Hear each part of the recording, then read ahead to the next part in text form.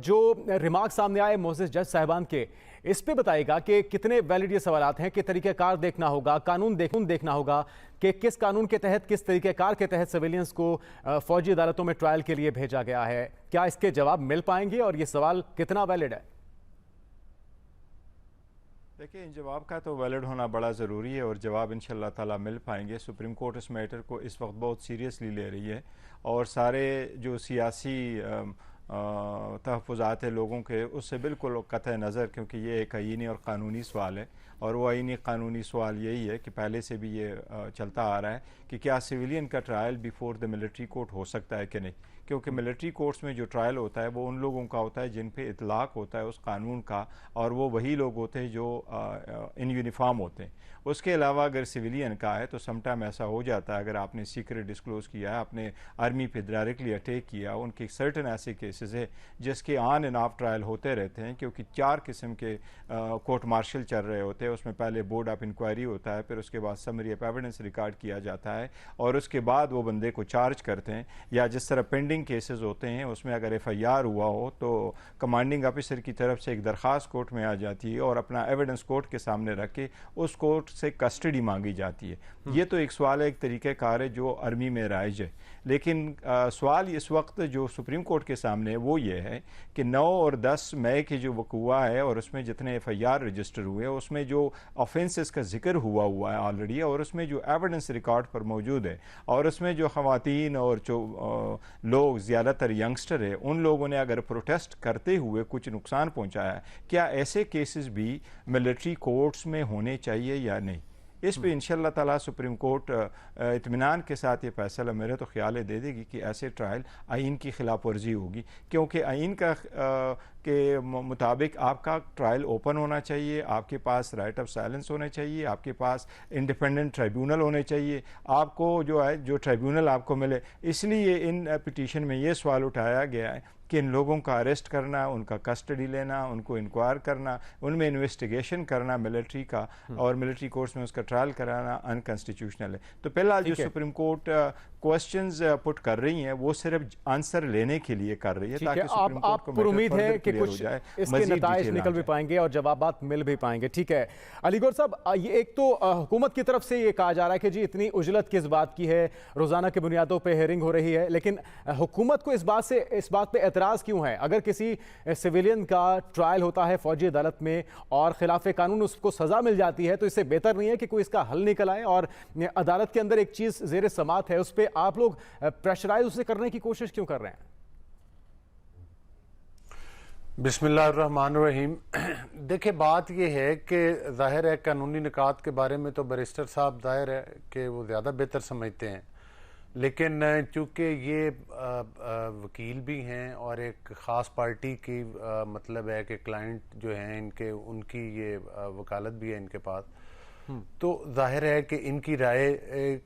کو میں کسی حد تک تو کہوں گا کہ وہ معذرت کے ساتھ کسی حد تک بائسڈ بھی ہے، قانونی رائے بھی. لیکن ساتھ ہی ساتھ میں یہ گزارش کروں گا کہ ہم کچھ چیزوں کو مکس اپ کر رہے ہیں. اصل چیز یہ ہے کہ ہم نے تو ڈے 1 سے ہمارا یہ موقف ہے کہ جو PTI ہے یہ ایک انتشار پسند پارٹی ہے، یہ ایک پولیٹیکل پارٹی نہیں ہے. یہ ان لوگوں کا جتھا ہے جو لوگ پاکستان میں انتشار پھیلاتے ہیں، جو لوگ پاکستان میں دہشت گردی کرتے ہیں، جو لوگ پاکستان میں شر انگیزی اور فتنہ انگیزی کرتے ہیں.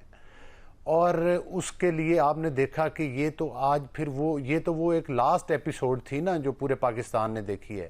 پہلے ہماری باتوں سے کافی لوگ اتفاق نہیں کرتے تھے، لیکن جب اب انہوں نے اپنا اصل چہرہ کھل کے دکھایا ہے تو اب تو پاکستان کے بہت سارے صحافی، بہت سارے سیاستدان، بلکہ اس جماعت میں کچھ ایسے لوگ بھی تھے کہ جو ظاہر ہے جن کو بالکل یہ تسلیم نہیں کرتے تھے، لیکن اب تو وہ میڈیا پر بھی آ کر علی گور صاحب یہ پہلی بار تو ملٹری کورٹس میں ٹرائل نہیں ہو رہے. پچھلی جب آپ اپوزیشن میں تھے، تحریک انصاف کی حکومت تھی، اس وقت بھی 20 سے زائد لوگوں کو سزائیں بھی ہوئی ہیں، ان کے ٹرائل بھی چلے. تو یہ معاملہ پہلے اس وقت کیوں نہیں اجاگر کیا گیا؟ اور اگر اب یہ اجاگر بھی کیا گیا ہے تو اس کو چلنے دیجئے، پھر میرٹ کے اوپر فیصلہ آنے دیجئے. دیکھیں، بات یہ ہے کہ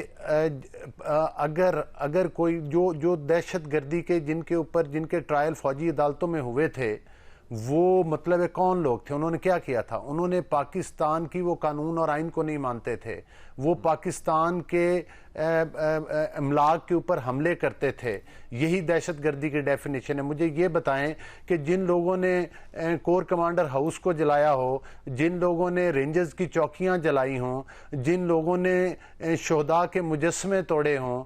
جن لوگوں نے پاکستان کے موٹر ویز جلائے ہوں، کیا وہ سیاسی پارٹی ہے یا دہشت گرد پارٹی ہے؟ ہاں، بائی اینڈ لارج میں یہ نہیں کہتا کہ تمام اس پارٹی سے جو لوگ اس میں شامل ہیں یا جو اس کے فالورز ہیں، کچھ اچھے لوگ بھی ہوں گے، لیکن ان کے اوپر بھی اس جتھے کا مخصوص چہرہ جو ہے وہ عیاں ہو گیا ہے. لہذا جس طرح سے ہم ان دہشت گردوں کے ساتھ کوئی نرم رویہ اختیار نہیں کرنا چاہتے، ظاہر ہے عدلیہ میں تھریٹس بھی ہیں، اور خاص طور پر یہ جو فوجی عدالتوں میں ٹرائل والا معاملہ ہے، اس معاملے پر تو میں یقین کریں کہ میں چیئرمین پی ٹی آئی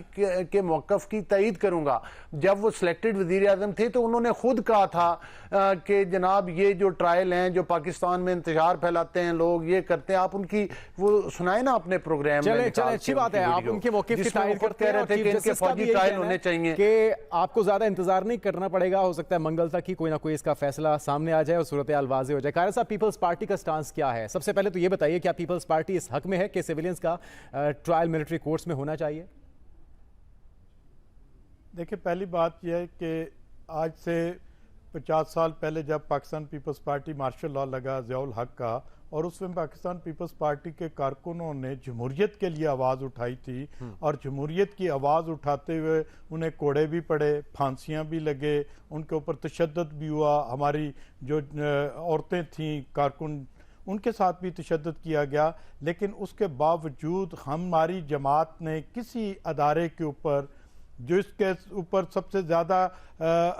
نقصان پیپلز پارٹی کا ہو رہا تھا، اس وقت بھی پاکستان پیپلز پارٹی کے کسی کارکن نے کسی ادارے کے اوپر حملہ کرنے کا نہیں کیا. ہمارے قائد محترم ذوالفقار علی بھٹو صاحب کو شہید کیا گیا، اس کے باوجود لوگوں نے اپنے جسموں کے اوپر تیل چھڑک کر یہ بات قابل تعریف ہے، قابل ستائش ہے یہ بات کہ قانون کو ہاتھ میں نہیں لیا، آپ نے اداروں پہ حملہ آور نہیں ہوئے. میری آپ بات سن لیں. ابھی آج اگر ایک سیاسی جماعت کی ایک ماحول ہے، اس کے لیے کردار ادا کرنا چاہیے، سیاسی موقف لے کر چلے، تو میں سمجھتا ہوں کہ اس کے دیکھیں نا، اس سے پہلے بھی قومی اسمبلی میں ہماری جماعت نے اس وقت بھی مخالفت کی تھی. جب ہم نے کہا تھا کہ ملٹری کورٹس نہیں بننی چاہیے، وہ اس وقت کی تھی جب پہلے تھا، لیکن اس وقت پاکستان کو ضرورت تھی. پاکستان کی ضرورت کے مطابق، جیسے گوہر بلوچ صاحب نے کہا کہ جو لوگ چوکیوں پر حملے کر رہے تھے، جو ہمارے اداروں کے اوپر حملے کر رہے تھے، ہمارے جوانوں کو شہید کر رہے تھے، مسجدوں میں دھماکے کر رہے تھے، تو کیا وہ دہشت گرد تھے؟ آج کیا ان میں اور اس جماعت کے جو کارکنوں نے حملے کیے ہیں ان میں کوئی فرق ہے؟ اگر فرق نہیں ہے تو پھر میں سمجھتا ہوں کہ ان کا ٹرائل ہونا چاہیے. اگر ان میں فرق ہے، اگر انہوں نے پروٹیسٹ دروازوں کے اوپر جا کر پروٹیسٹ کیا ہے، پھر تو کہہ سکتے ہیں ہم کہ ان کو دوسروں کے، اور ہاں اگر عدالتوں میں ان کے کیس گئے ہیں تو پھر پیپلز پارٹی اور دوسری سیاسی جماعتوں کا یہ حق بنتا ہے کہ ان کے جو لیڈر تھے وہ 2-2 سال تک جیلوں میں رہے، اور جو یہ جماعت ہے اس کے لوگ جب عدالتوں میں گئے انہیں ریلیف ملا 5-5 دن. آج ان کی لیڈرشپ کا تمام کی اگر میں نکالوں کہ یہ جیلوں میں رہے ہیں تو 4 سے 5 ماہ ان کے جیلوں کا بنتا ہے.